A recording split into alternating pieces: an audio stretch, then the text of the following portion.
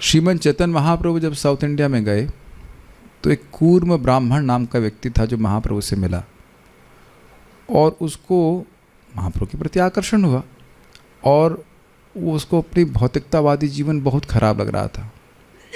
वो धनी ब्राह्मण था, सेवक थे, पत्नी थी, बच्चे थे, लेकिन उसको भौतिकतावादी जीवन बिल्कुल अच्छा नहीं लग रहा था। तो मध्य लीला 7.126 में वो चैतन्य महाप्रभु कहते हैं,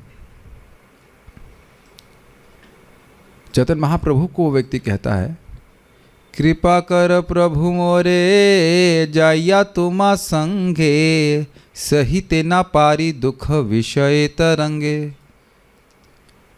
हे महाप्रभु कृपा कर प्रभु मोरे,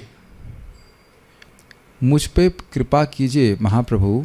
जाई अर्थ होगा जाई तुमा संगे, मैं तुम्हारे साथ, आपके साथ जाना चाहता हूँ, मैं इस घर गृहस्थी में नहीं रहना चाहता। सहिते, क्यों नहीं रहना चाहते हो? तो कहते हैं सहिते न पारी दुख विषय तरंगे। घर गृहस्थी में विषय भोग की तरंग समझते हैं, वेव्स, वह उठती ही रहती हैं और वो केवल जला रही हैं मेरे को।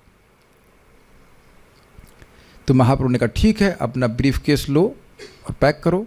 नहीं, महाप्रभु ने क्या कहा देखिए, प्रभु कहे छे बात कबू ना कही बा, गृह रही कृष्ण नाम निरंतर लैबा। जारे देख तारे कह कृष्ण उपदेश, आमार आज्ञा गुरु हैया तार ऐ देश। महाप्रभु ने कहा ऐसे बात कबू न कही बा। महाप्रभु ने कहा ऐसी बात तुम कभी मत कहो। क्या बात? घर छोड़ने की बात। गृह रही कृष्ण नाम निरंतर लाइबा, घर में रहो और घर में निरंतर भगवान का नाम लो। निरंतर करते कम से कम प्रतिदिन लीजिए। 24 घंटे तो नहीं ले पाएगा कोई व्यक्ति, लेकिन निरंतर मतलब 24 घंटे का अंतर नहीं आना चाहिए। 24 घंटा तो ज़्यादा हो गया, 12 घंटे का अंतर भी नहीं आना चाहिए। सुबह लिया फिर शाम को भी लेना होता है। तो ये दो बातें हैं। एक, अपना साधन कैसे सिद्ध करो? भगवान का नाम उच्चारण करो।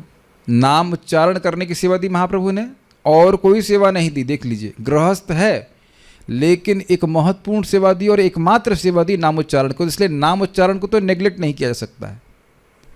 कथा सुन रहे हैं, सब कुछ सुन रहे हैं, लेकिन नाम उच्चारण नहीं कर रहा है तो उसने थोड़ा सा कथा को ठीक से समझा नहीं है। कथा का प्रयोजन है कि नाम के प्रति आसक्ति जागृत करना चाहिए।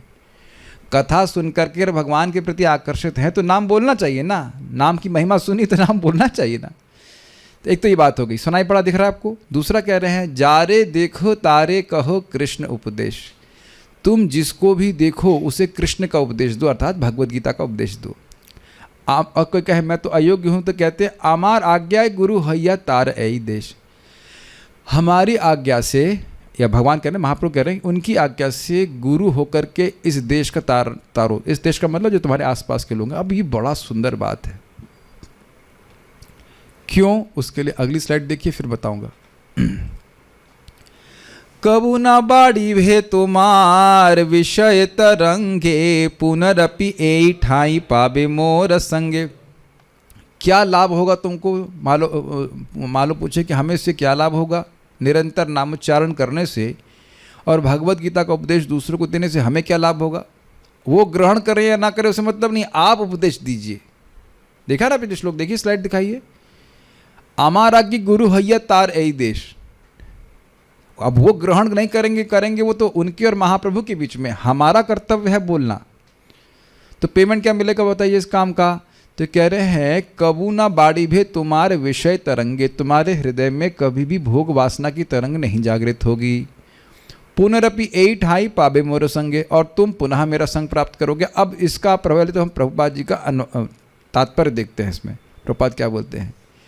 इंग्लिश में लिखा हुआ है, मैं इसको हिंदी में अनुवाद करके बोला। श्री चैतन्य महाप्रभु ने कूर्म ब्राह्मण को आगे कहा, यदि तुम इस आज्ञा का पालन करते हो। कौन सी आज्ञा?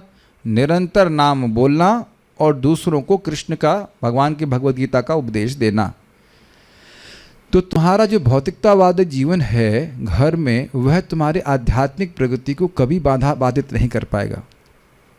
वस्तुतः अगर तुम इस रेगुलेटिव प्रिंसिपल, इस नियम का पालन करते हो। कौन सा नियम का बताइए? कृष्ण का नाम रोज बोलना और दूसरों को भगवत गीता का उपदेश देना, तो तुम मुझे प्राप्त करोगे या तुम मेरा संग कभी छोड़ोगे ही नहीं। इसीलिए इसको हाईलाइट किया गया। सच्चिदानंद महाराज यही बात बता रहे थे, एकदम यही बात, सेम टू सेम कह रहे थे कि देखिए, उनके कहने का शैली अलग थी लेकिन बात यही बोल रहे थे। कह रहे थे कि देखिए, भक्ति हमारा जन्म सिद्ध अधिकार है, हमारे हृदय में ही है भक्ति, यानी कि खजाना प्रेम का धन है। लेकिन खजाना हो और ताला लगा हो और चाबी ना हो तो आपके पास कितना रुपया है? कुछ भी नहीं है ना।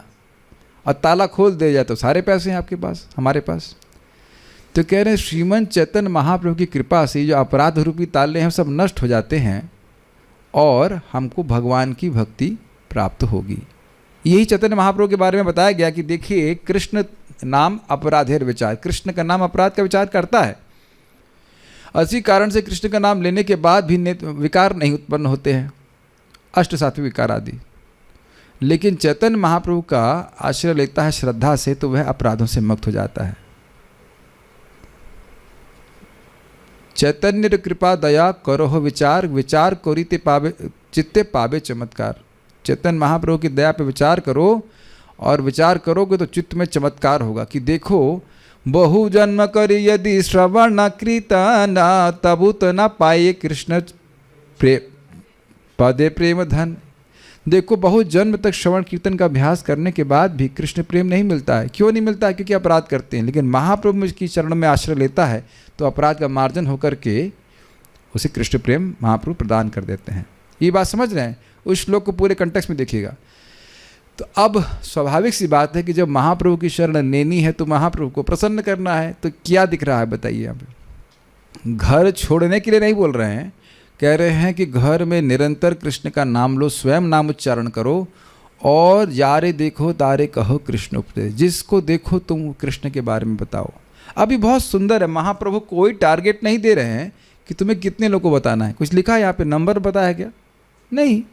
आप अपने बच्चों को बता सकते हैं, बच्चे चलिए आजकल सुनते नहीं हैं तो बहन को बता सकते हैं, भाई को बता सकते हैं कि हरे कृष्ण मंत्र करिए। क्या कठिनाई है? कितना सिंपल लगता है ना। अब आप ये बताइए, आप किसी को अपनी कोई आज्ञा दे रहे हैं, वो पालन करता है तो आप उस पर कुछ कृपा नहीं करेंगे? आपको अच्छा नहीं लगेगा? इतनी तो हम लोग को समझ होनी चाहिए कि श्रीमद चैतन्य महाप्रभु हमसे क्या चाहते हैं। क्या हम ये नहीं बोल सकते अर्जुन की तरह करिष्ये वचनम तव? ये किसने बोला था? अर्जुन ने बोला था। तो अर्जुन भगवान के नित्य दास है और हम लोग क्या हैं? दास नित्य हैं। हाँ, नित्य दास है। तो हमें क्या बोलना है? करिष्ये वचनम तव। खाली बोलना है कि कुछ करना भी है। यहाँ ये नहीं बोलना है कि तुम्हारा उपदेश स्वीकार करेगा तब। उपदेश करते रहो, स्वीकार करे या ना करे। स्वीकार करवाना जो स्वीकार कराता है उसका काम है। कुछ सुनाई पड़ा? स्वीकार करवाना जो स्वीकार करवाता है उपदेश, उसका काम है। मत स्मृति ज्ञानम अपोहनम। चाहे ज्ञान हम नहीं दे रहे, ज्ञान भगवान देंगे। आप भगवान की बात बताइए, उसको समझ में आना होगा तो समझ में आ जाएगा। खाना हम लोग खाते हैं, दांत से चबाते, दांत से गलाते तो नहीं है पेट को। दांत से गलाते हैं क्या? अपना काम पेट करता है कि नहीं?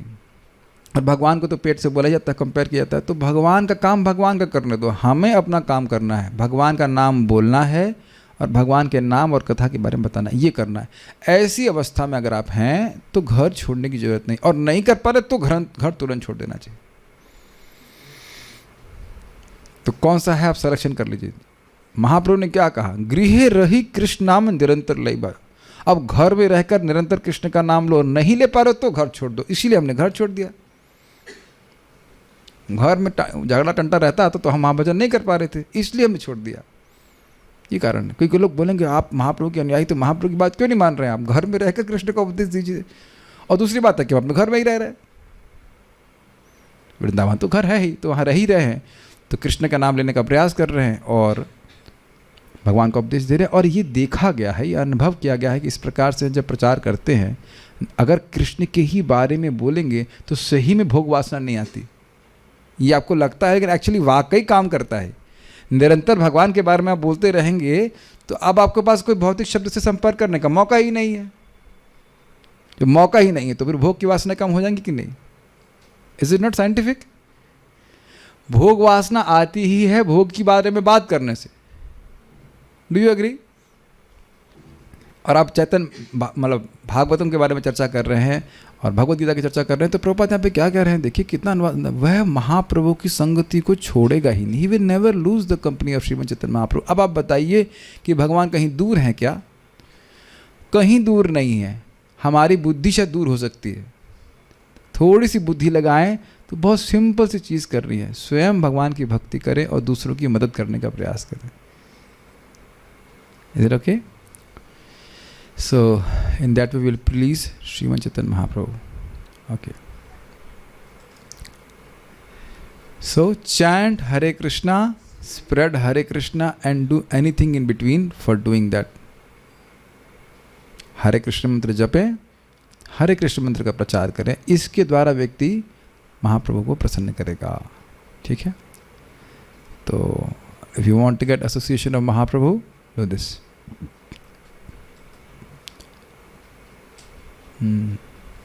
हाँ, लेकिन हम एक बात बताना तो भूल ही गए, जो सचिनंद महाराज बता रहे थे, वो तो अच्छी बात थी। तो महाप्रभु महाराज समझा रहे थे कि जो चेतन महाप्रभु हमारे हृदय में जो भक्ति रूपी खजाना है, जब हम दूसरों को भक्ति देने का प्रयास करते हैं तो उस खजाने को महाप्रभु और प्रकाशित कर देते हैं। देखो ये है तुम्हारी भक्ति। वाह! कुछ समझ में आया आपको? कुछ समझ में आ रहा है आप लोगों को? भक्ति तुम्हारे हृदय में है, लेकिन जब हम दूसरों की भक्ति में मदद करने का प्रयास करते हैं तो इधर भक्ति और बढ़ जाती है। और आप ये लोग प्रत्यक्ष देख लीजिएगा, जितना श्रीमद् भागवतम भी समझ में आ रही है ना, आप लोग प्रथम स्कंद का कोई श्लोक ले लेना और उस पर प्रयास करना कि आज हम इस पर चर्चा करेंगे, और फिर देखना कि आपको भागवतम का श्लोक कितना अधिक समझ में आ जाता है। बहुत ज़्यादा अंडरस्टैंडिंग बढ़ जाएगी। जब दूसरों को मदद करने का प्रयास करेंगे कि उनको समझ में आए, तो आपके खुद की अप्रिसिएशन श्रीमद् भागवतम के प्रति बहुत बढ़ जाएगा। ये अनुभूत है, ये अनुभूत चीज़ है। जो धन हमारे हृदय में है, महाप्रभु उसको और प्रकाशित कर देंगे। ये देखो यहाँ पर रखा है। अंधकार में नहीं दिखता ना, कभी कभी अंधकार में तो कभी कभी टूथपेस्ट भी नहीं दिखाई पड़ता है, लेकिन प्रश्न जैसे लाइट कर दी जाती है वो दिख जाता है। This is very nice. मैंने पता नहीं आपको कैसा लग रहा है, हमको तो बहुत अच्छा लग रहा है। एकदम सूत्र बता रहे थे। You want to be happy, you help others to get connected to Krishna.